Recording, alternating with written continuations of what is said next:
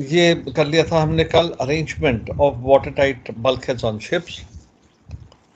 Remember once again, question आता है आपका, what are the SOLAS requirement regarding the minimum number of bulkheads, watertight bulkheads. It depends on the length of the vessel and also on the location of the machinery space. So all vessels will have one collision bulkhead. ये collision bulkhead हम आज करेंगे.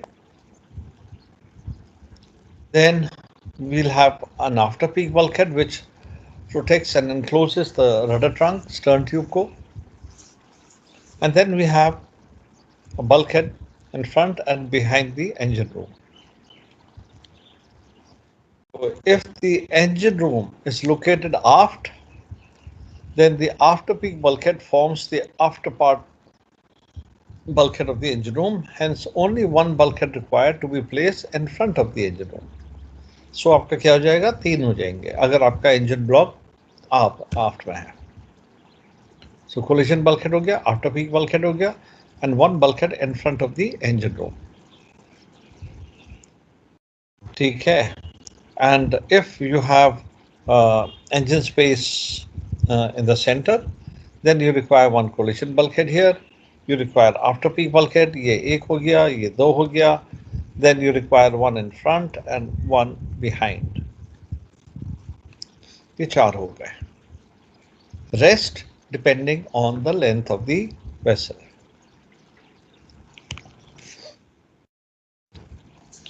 Okay, so like I said, अपने room को आप एक वो समझिए, होल्ड समझिए. आगे पीछे बल्कहेड है. जो शॉर्टर साइड है उसको आप बल्कहेड मान लीजिए. जो लंबी साइड है आपके रूम की वो आपका शिप साइड हो गई. Now, permeability of a space is the proportion of immersed volume of that space. वो पोर्शन है उस स्पेस का which can be occupied by water. So आपका जो रूम है वो एक होल्ड है और उसकी जो permeability है is the proportion of the immersed volume of that space which can be occupied by water. ये उसकी permeability है. मार्जिन लाइन, आपकी मार्जिन लाइन जो होती है, आपकी जो मेन डेक होता है, मेन डेक से 76 mm बिलो, ये मैं डायग्राम में दिखाता हूँ अभी, या हाँ होगा शायद इसका, 76 mm below the surface of the main deck, जिसको हम मेन डेक को हम बल्कहेड डेक भी कहते हैं, उसको मेन डेक भी कहते हैं.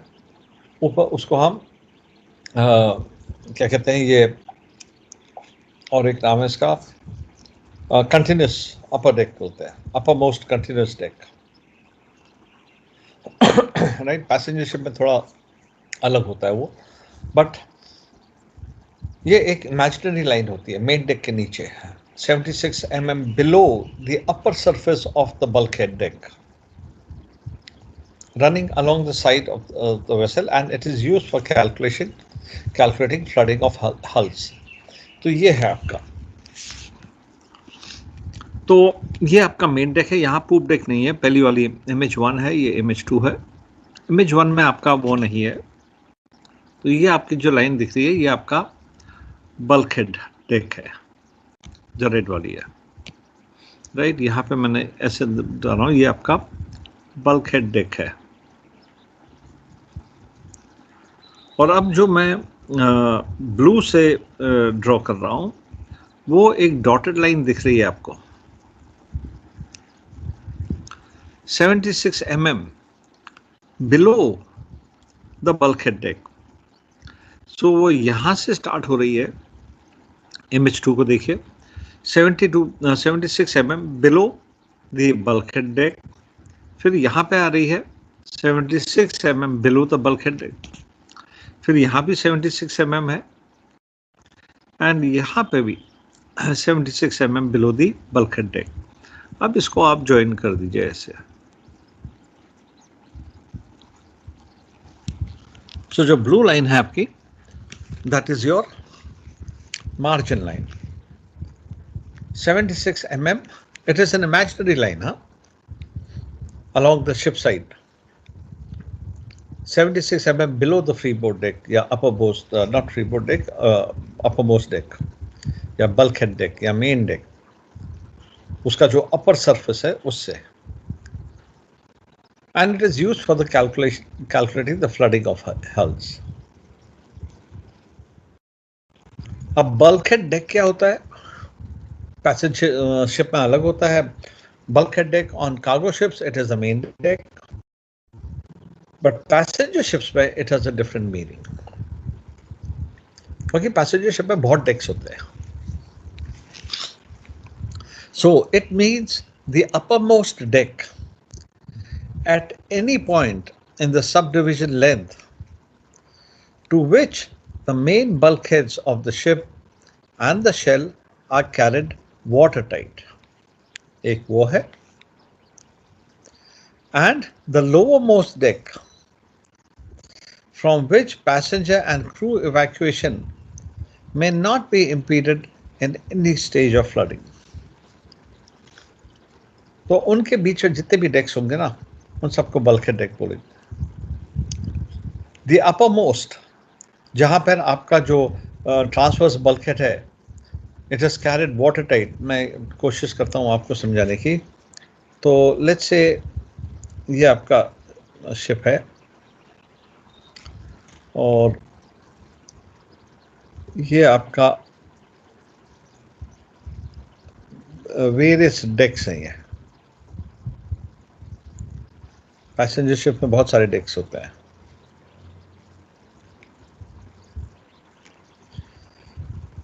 और ये आपका है वाटर, ये शिप साइड, और ये आपके क्या है, फॉर एग्जांपल ये 3 ले लिया मैंने. ये ट्रांसवर्स बल्कहेड्स हैं. So means the uppermost deck at any point in the subdivision to which the main bulkheads and the ship shell are carried watertight. So कहाँ गया, ये मेन आपका watertight bulkhead है ट्रांसवर्स.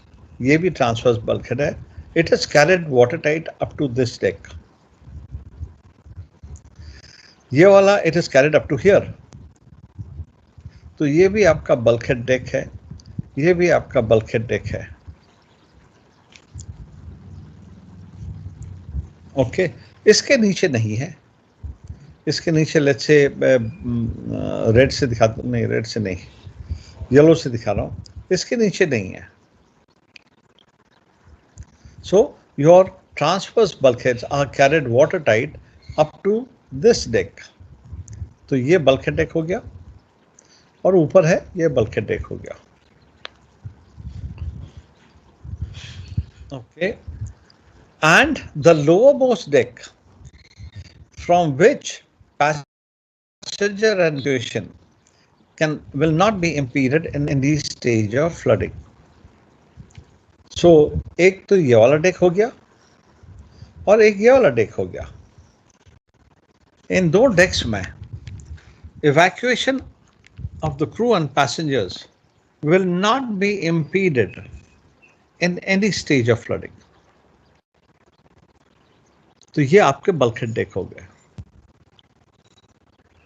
जहां तक आपका जो शिप साइड है, they are carried water tight.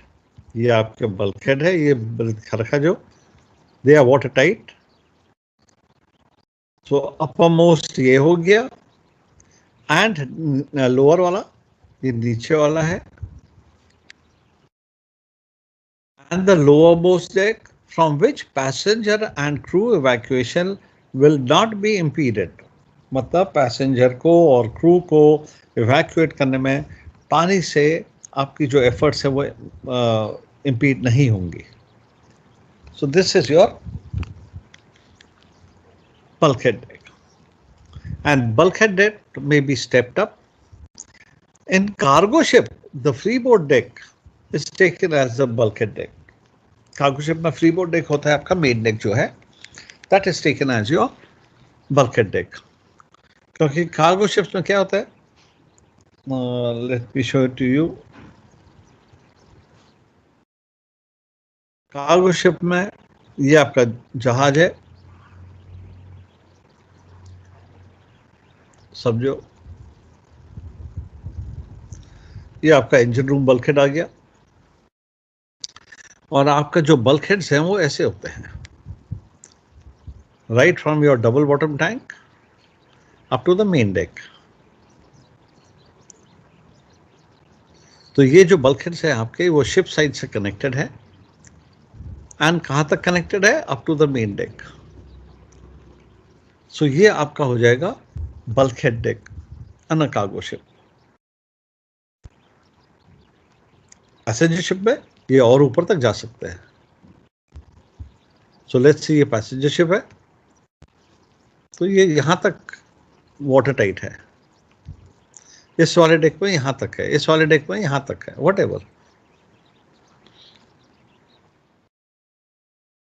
Okay, so in a cargo ship, the freeboard deck may be treated as a bulkhead deck. Now we are coming to the collision bulkhead. ठीक है sir, आपको ये diagram बनाना है collision bulkhead के लिए। और अक्सर गलती क्या हो जाती है कि लोग जो डायग्राम बनाते हैं वो पैंटिंग पाउंडिंग अरेंजमेंट का बना देते हैं। आप दो डायग्राम बना सकते हो, एक बना सकते हो आप प्लेन बल्कहेड का, ये वाला, ठीक है, क्योंकि your collision bulkhead is a plain bulkhead, it may be corrugated also but plain है। उसकी थिकनेस ज्यादा है, 12% थिकर है। उसमें जो फ्रेम स्पेसिंग है वो 600 mm हो गई। सो डायग्राम बनाने के लिए आप ये भी बना सकते हैं। यहाँ पे क्या है, मिनिमम जो बल्कहेड है 6.5 mm की थिकनेस है। कोलिजन बल्कहेड में ये 12% ज़्यादा हो जाएगी, ये भी 12% ज़्यादा हो जाएगी, जितने हैं सब 12% ज़्यादा हो जाएंगे। फ्रेम स्पेसिंग यहाँ पे 760 mm है, वहाँ 600 हो जाएगी। Okay, so this diagram you can make collision bulkhead ka, and to explain the location you have to make this diagram, right? ये है आपका location of the collision bulkhead, and like I said कुछ लोग इसमें 4 end construction का बना देते हैं, that is the 4 peak tank का। इसलिए ये दोनों टॉपिक मैंने इकट्ठे रखे हैं, 4 end construction and bulkheads, ताकि आप डिफरेंस समझ जाओ between a 4 end construction and the bulkheads। और अक्सर गलती इसी में होती है। So you can make a plain bulkhead, उसका डायग्राम बना दो प्लेन बल्कहेड का, एंड बता दीजिए उसमें कि it is made 12% thicker, and frame spacing को आपने कम कर दिया, और वो भी डबल बॉटम से लेके up to the uppermost continuous deck होता है। ये देखिए सुपर स्ट्रक्चर डेक है, और आपका बल्कहेड ऐसा है, ये collision bulkhead. Okay, now location के लिए इधर मैं समझा रहा हूं आपको, ध्यान दीजिएगा सर, इंपॉर्टेंट चीज है ये। सो ये आपका अपर मोस्ट कंटिन्यूअस डेक है, ये आपका ठीक है, और ये आपका कोलिजन बल्कहेड है। ओके, और ये आपकी वाटर लाइन है, लोड वाटर लाइन। ये आपका क्या है, फॉरवर्ड परपेंडिकुलर है,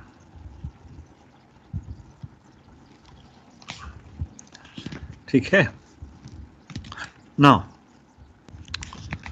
रेगुलेशन क्या कहते हैं, ये जो आपका कोलिजन बल्कहेड है, ये वाला जो ब्लैक है, डिजाइन कंस्ट्रक्शन तो हमने ऑलरेडी देख लिया, 12% थिकर और थिकनेस ऊपर से नीचे बढ़ती रहेगी, स्प्रे का आपने कर दिया। अब हम बात कर रहे हैं location. So location will be 0.05 L। Let's say ये जहाज 300 मीटर का है, ठीक है, लेंथ बिटवीन परपेंडिकुलर्स, सो 300 मीटर्स, सो 0.05 L का मतलब हो गया 15 मीटर्स और 10 मीटर्स। पहला रेगुलेशन ये कह रहा है which ever is less. So location of the collision bulkhead क्या है, 0.05 L, सबसे पहली वाली जो रिक्वायरमेंट है 0.05 L और 10 meters which ever is less. So हमारा जहाज 300 मीटर का है, 0.05 L 15 मीटर हो गई और 10 meters, in this case 10 meter कम है। So location of the collision bulkhead will be 10 meters, measured from where? Measured from the collision bulkhead, forward perpendicular. तो ये डिस्टेंस आपका 10 meters होगा। पहला रिक्वायरमेंट 0.05 L और 10 meters whichever is less। Measurement कहां से हो रही है, फॉरवर्ड परपेंडिकुलर से। दूसरा कहता है वो administration may allow the bulkhead to be fitted at 0.05 L plus 3 meters or 0.08 L whichever is greater। दूसरा ये कह रहा है वो रेगुलेशंस। पहला वाला तो हमने कर दिया है, ब्लैक से दिखा दिया मैंने आपको, दूसरा वाला मैं रेड से दिखा रहा हूं। 0.05 L plus 3 meters, 0.05 L plus 3 meters कितना हो गया, 0.05 L आपका 15 मीटर है, प्लस 3 मीटर्स 18। 18 कहां से, यहां से, फ्रॉम द फॉरवर्ड परपेंडिकुलर। ये भी हो सकता है एडमिनिस्ट्रेशन में allow the bulkhead, collision bulkhead to be fitted at 0.05 L plus 3 meters। So ये हो गया 15 प्लस 3 18 मीटर और 0.08 L। 0.08 L कितना हो गया, 24 मीटर। तो 24 मीटर यहां आ गया आपका।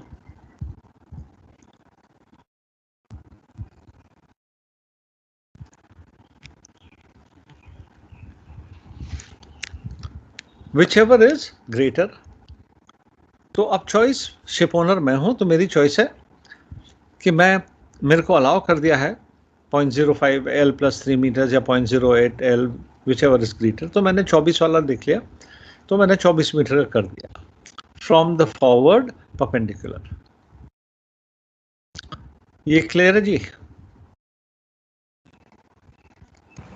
जी sir. Yes sir. Yes. Okay, ये जो डायग्राम बनाया है ना मैंने, कहाँ गया ये वाला, एक मिनट इसको इरेज कर दूं मैं, ठीक है।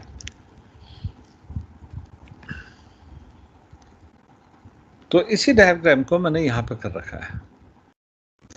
तो ये तो हो गया 10 मीटर वाला, ये हो गया 0.08 L plus 0.3। तो एक ये हो गया, एक ये हो गया और एक ये हो गया। तीन अलग अलग दिखा रखे हैं मैंने अपने डायग्राम में, तीन अलग डिफरेंटली दिखा रखे हैं। कहाँ गया भाई, मैंने कहाँ दिखा रहा था अभी,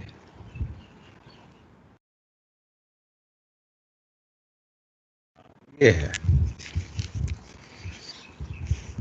सो मैंने एक जो ब्लैक वाला है वो 0.05 एल है और 10 meters which ever is less, क्योंकि 10 लेस है तो मैंने वो ले लिया ब्लैक वाला. एंड एडमिनिस्ट्रेशन में allow 0.05 L plus 3 meters which is 18 meter. Correct. तो रेड वाला हो गया. और 0.08 L that is 24 meters which ever is greater. तो 24 मीटर वो ग्रीन वाला मैंने ले लिया. ओके. अब ये मेजरमेंट कहां से हुए हैं? सब के सब हमने फॉरवर्ड परपेंडिकुलर से लिए हैं. अब इसका जो सेकंड पार्ट आता है, it says that if any part of the हल below the water line extends forward of the forward perpendicular.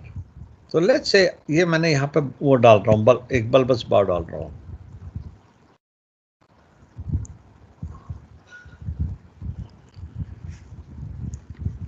ठीक है. If any part of the hull below the water line extends forward of the forward perpendicular. So अब इतना हिस्सा जो है forward perpendicular के आगे है, पानी के नीचे है और फॉरवर्ड परपेंडिकुलर के आगे है. सपोजिंग ये 4 मीटर का है.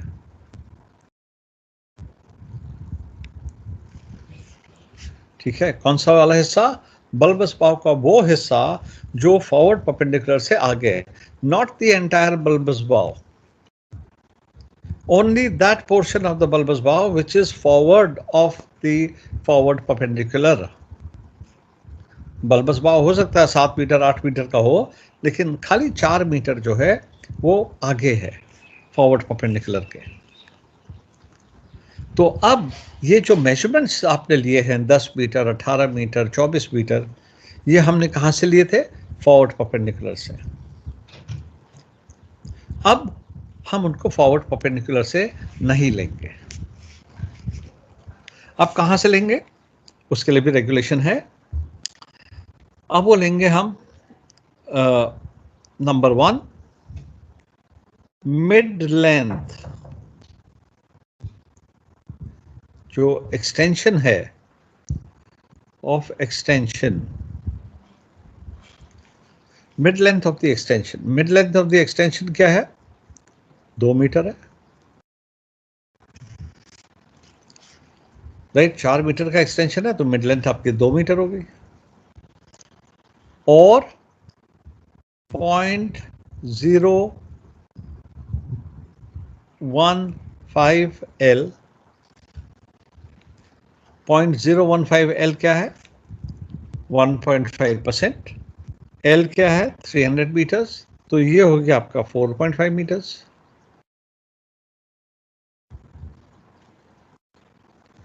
और 3 metres forward of the perpendicular.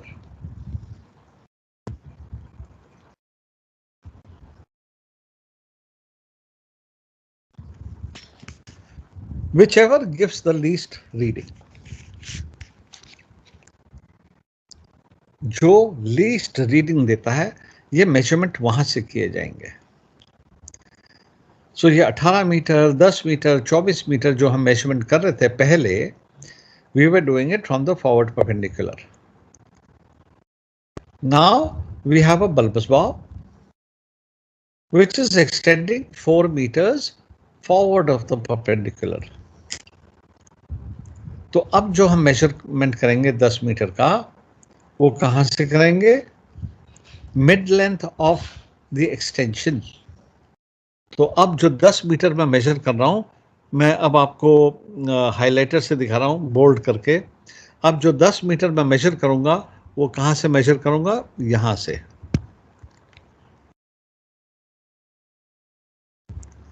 इधर से 10 मीटर्स. या रेड वाला कहां पे आ जाएगा? रेड वाला फिर अब यहां पे आ जाएगा. 18 मीटर, और ग्रीन वाला कहाँ आ जाएगा? ग्रीन वाला इधर आ जाएगा। अब मेजरमेंट कहाँ से होगी? यहां से। Mid length of such extension, तो मिड लेंथ 4 मीटर है, पूरी लेंथ 4 मीटर है, तो उससे आगे 2 मीटर ले लेंगे और 2 मीटर से फिर वो 18 मीटर, 20 मीटर, 24 मीटर जो भी है वो वहां से कैलकुलेट करेंगे, वहां से मेजर करेंगे, क्योंकि 2 meters is the least. 0.015 L कितना हो गया? 4.5 meters. 3 meters forward of the forward perpendicular, 3 meter कहां पे आएगा? यहां पे आएगा। तो लीस्ट क्या है? 2 मीटर्स है। ओके, लेट्स से ये जो एक्सटेंशन है forward of the forward perpendicular, मैंने 4 मीटर लिया था, लेट्स मेक इट 8 मीटर्स। मैंने उसको 8 मीटर कर दिया, तो मिड लेंथ क्या हो गई? क्या हो गई जी मिड लेंथ? 4 मीटर्स हो गई मिड लेंथ। 0.015 एल क्या है? वो तो उतना ही रहेगा, करेक्ट। मिड लेंथ 4 मीटर हो गई, पहले 2 थी मिड लेंथ, अब मिड लेंथ 4 हो गई। 0.015 एल उतना ही रहेगा, 4.5 मीटर्स। एंड 3 मीटर्स, तो लीस्ट रीडिंग क्या हो गई अब? 3। तो ये जो आपका फॉरवर्ड परपेंडिकुलर है वहां से 3 मीटर मेजर करेंगे, और 3 मीटर्स मेजर करने के बाद 10 मीटर्स, 18 मीटर्स, 24 मीटर्स वहां से मेजर किया जाएगा।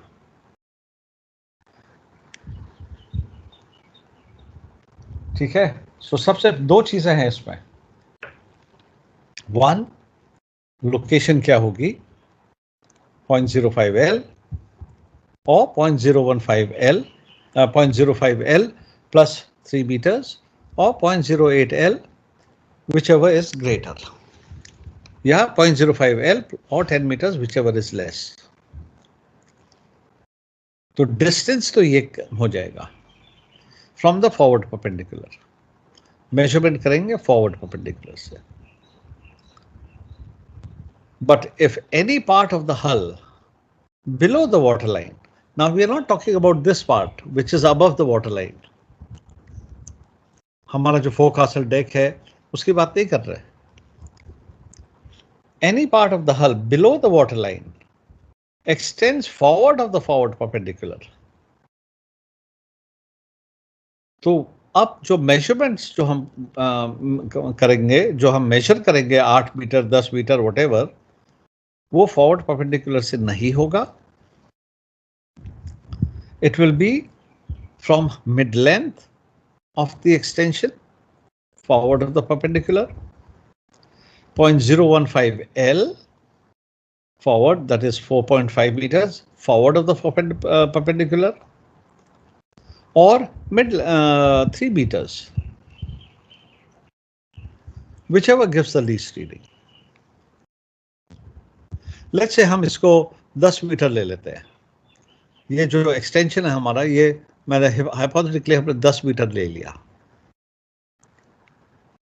ठीक है, forward of the forward perpendicular, ये 10 मीटर है, तो इसकी मिड लेंथ क्या हो जाएगी? 5 मीटर। 0.015 एल कितना हो गया? 4.5 मीटर्स, और 3 मीटर्स whichever is least, तो हम 3 मीटर्स लेंगे whichever is least।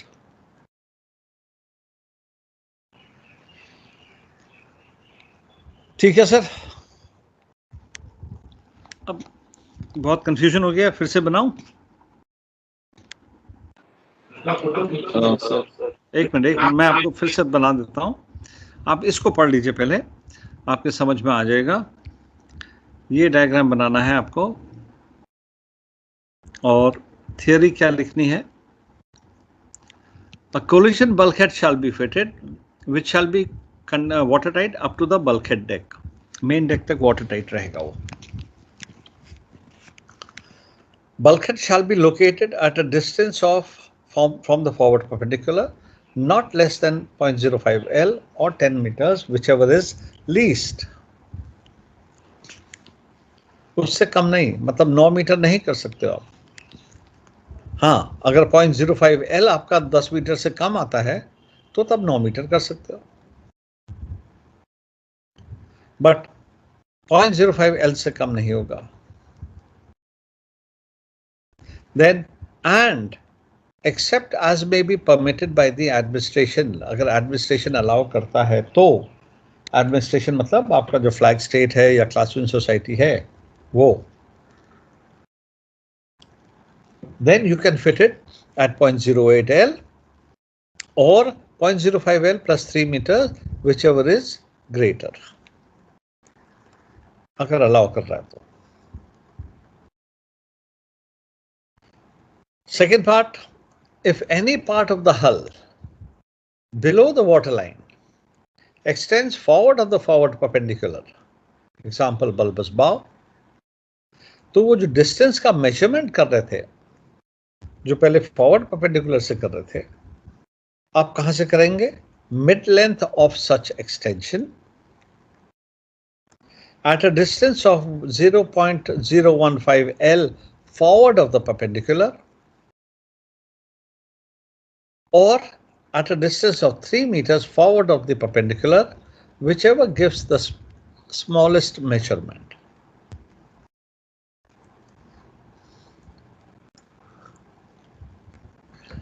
Okay. Now, the bulkhead may have steps or recess. अभी आपको बताता हूं क्या होता है स्टेप्स का मतलब. Provided they are within the limits specified in paragraph 1 and 2. Paragraph 1 and 2 ये है, ये paragraph 2 है, ये paragraph 1 है. So, अब stepped up का मतलब क्या हुआ? Stepped up का मतलब होता है कि let's say ये आपका है, तो ये स्टेप अप हो गया कि आपने ऐसे बना दिया बल्कहेड.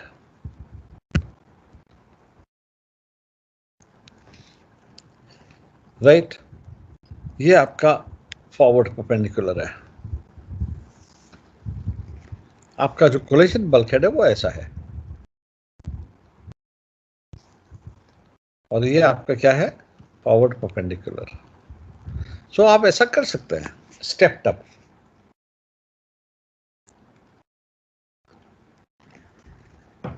प्रोवाइडेड ये जो डिस्टेंस है और ये जो डिस्टेंस है, it is with in the limits specified in paragraph 1 and 2. मतलब ये जो डिस्टेंस है 0.05 L से कम नहीं होना चाहिए और 10 मीटर्स, और ये जो डिस्टेंस है वो 0.05 L प्लस 3 मीटर्स और 0.08 L उससे ज्यादा नहीं होना चाहिए, whichever is greater. ठीक है, तो ये आप स्टेप अप कर सकते हैं. You can also have recess. Recess कैसा होता है? इसको मैं जरा डिलीट करूं.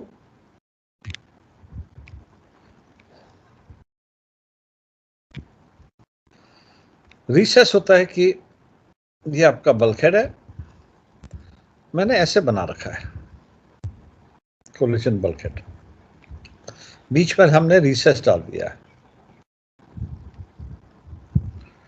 ये फॉरवर्ड परपेंडिकुलर है. सो मेरा जो बल्कहेड है वो ऐसा है, ऐसे आ रहा है, ऐसे आ रहा है, ऐसे आ रहा है, तो बीच में ये रिसेस आ गया. लेकिन ये जो डिस्टेंस है और ये जो डिस्टेंस है, या ये वाला जो डिस्टेंस है, it must comply with the requirements of the collision bulkhead. मतलब ये 0.05 L से कम नहीं होना चाहिए और 10 मीटर्स whichever is less, और ये कंडीशन वही रहेंगी. यहां पे आपने क्या कर दिया? रिसेस डाल दिया.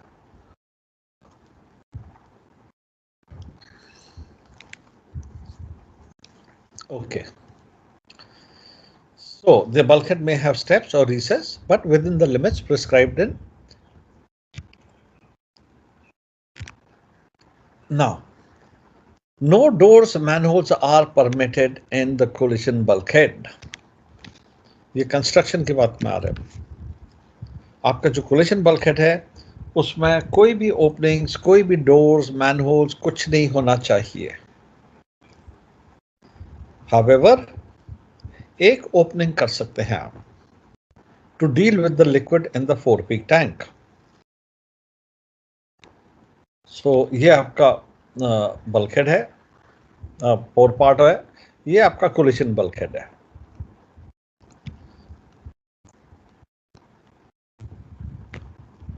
ठीक है, यहाँ पे सब स्टिफनेस वगैरह हैं और आप टॉप व्यू देख रहे हैं. सो ये आपका क्या हो गया, 4-peak टैंक. सो इस बल्कहेड में you can not have any opening, manholes etcetera, लेकिन सिर्फ एक ओपनिंग अलाउड है for the pipe to deal with the liquid in the 4-peak tank. So, एक मिनट, मैं जरा दूसरा डायग्राम बना रहा हूं.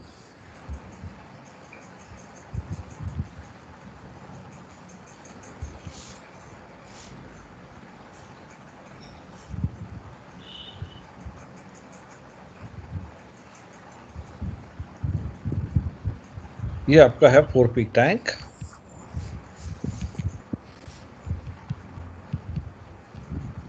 ये आपका कोलिशन बल्कहेड है इधर.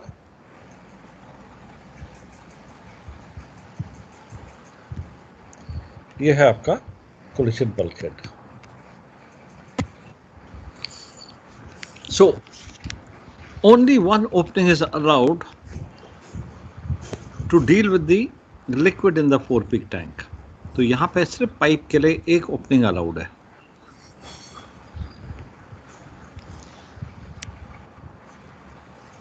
ओके जी. नाउ ये ओपनिंग भी कैसे होनी चाहिए भैया, प्लीज म्यूट योरसेल्फ.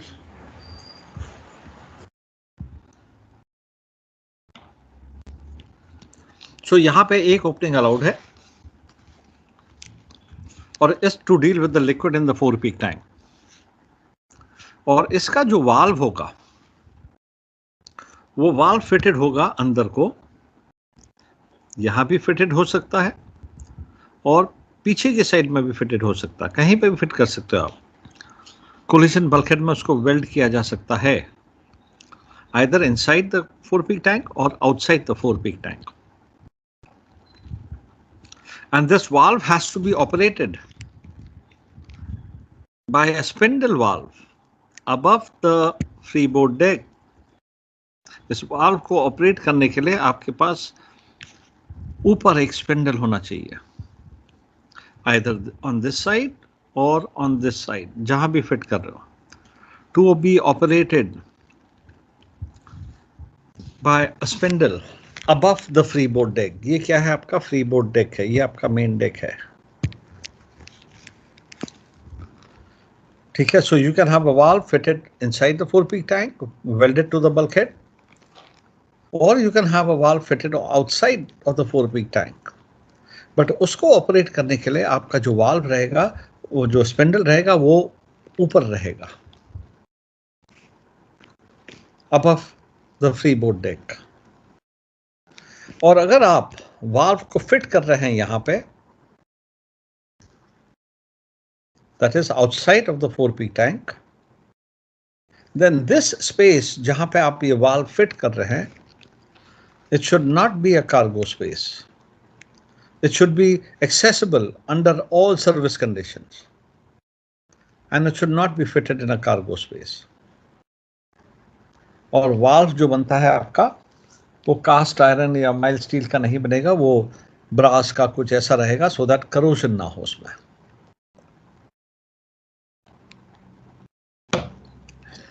समझ गए sir?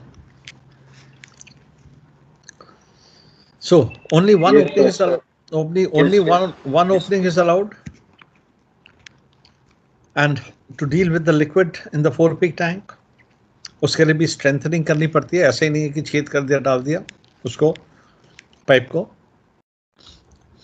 Valve can be fitted inside the tank to be operated from above the freeboard deck.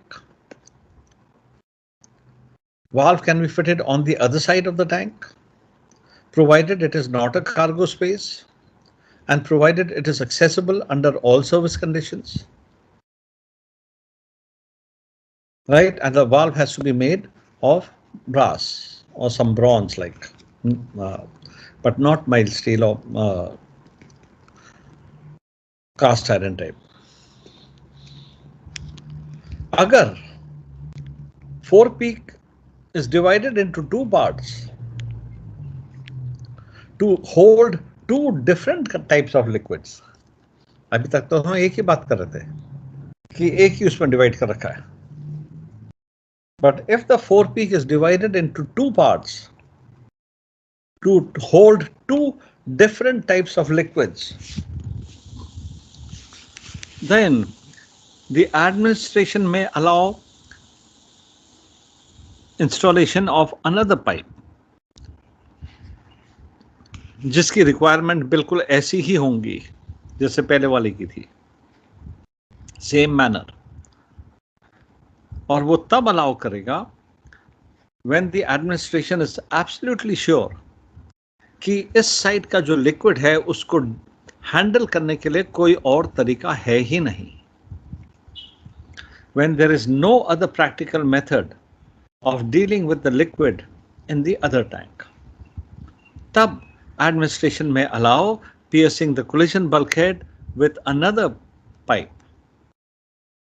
और उसकी भी रिक्वायरमेंट वाल्व की वो सब जैसे पहले बताई थी वैसी रहेगी. क्लियर है जी?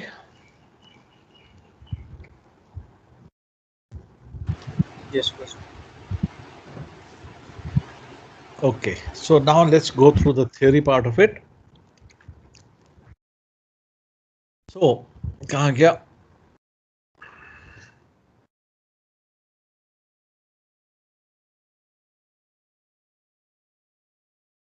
Okay, ये है no doors manuals are allowed, कोई openings allowed नहीं है. The collision bulkhead may be pierced below the bulkhead deck, मतलब main deck के नीचे, by not more than one pipe for dealing with the liquid in the 4-peak tank. एक pipe allowed है, provided that the pipe is fitted with a screw down valve capable of being operated from above the bulkhead deck. तो आपने देखा होगा आपका जो 4-peak tank का जो वाल्व होता है ना वो 4-peak स्टोर्स में होता है या मेन डेक में होता है. सो स्क्रू डाउन वाल्व है, capable of being operated from above the freeboard deck या bulkhead deck. जो वाल्व है it can be secured inside the 4-peak tank to the collision bulkhead. तो वाल्व को आपने 4-peak टैंक के अंदर लगा दिया, वेल्ड कर दिया. The administration may allow or authorize the valve fitting on the other side of the collision bulkhead. दूसरे साइड पर भी लगा सकते हो, provided it is readily accessible under all service conditions and the space जहां आपने उसको लोकेट कर रखा है it is not a cargo space. So valve को आप 4-peak टैंक के अंदर भी वेल्ड कर सकते हैं collision bulkhead को, उसके बाहर भी कर सकते हैं. दोनों केस में ऑपरेशन कहां से होगा? Screw down valve from above the bulkhead deck.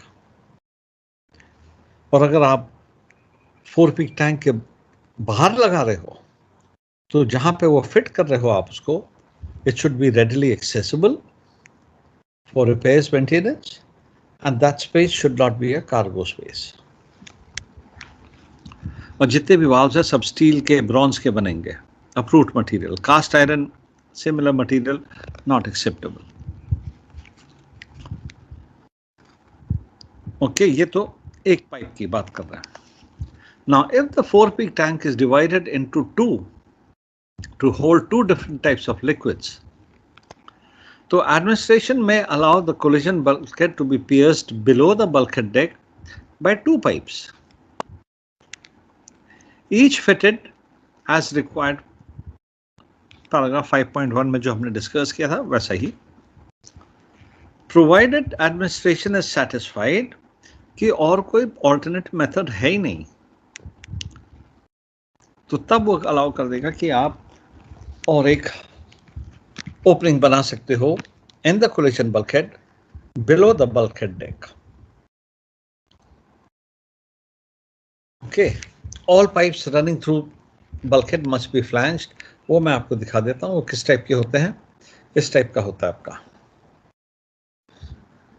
सो यहाँ पे फ्लैंज लगा है, पहले होल कर रखा है, होल के बाद फ्लैंज मतलब डबल प्लेट लगा रखी है, डबल प्लेट को वेल्डिंग कर रखा है, उसके बाद फिर फ्लैंज लगा रखा है, फिर फ्लैंज की वेल्डिंग कर रखी है, और ये आपका जो स्क्रू डाउन वाल्व है ये ऊपर जा रहा है to be operated from above the bulkhead deck. That is done collision bulkhead का. अब इसको testing of water tight bulkheads and testing of water tight compartments, double bottom tank, side tanks, वो हम नेक्स्ट टॉपिक में लेंगे, next class में लेंगे. ठीक है, I am going a bit slow in this क्योंकि टाइम है हमारे पास.